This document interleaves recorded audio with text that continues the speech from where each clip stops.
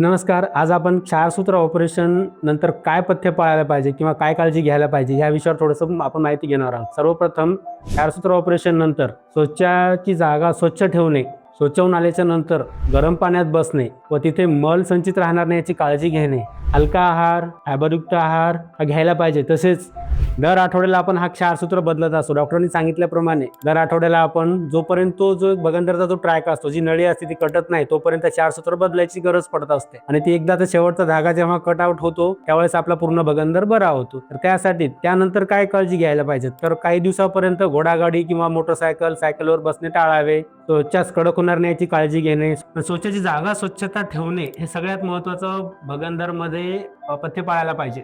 तसेच डॉक्टरांनी दिलेली औषधी वेळेवर घेणे, व्यवस्थित फॉलोअप देणे, जोपर्यंत आपला पूर्ण बगंदर बरा झालाय की नाही जोपर्यंत डॉक्टर सांगत नाही तोपर्यंत आपण डॉक्टरांनी सांगितल्या सल्ल्याप्रमाणे पथ्य पाळायला पाहिजे. नमस्कार.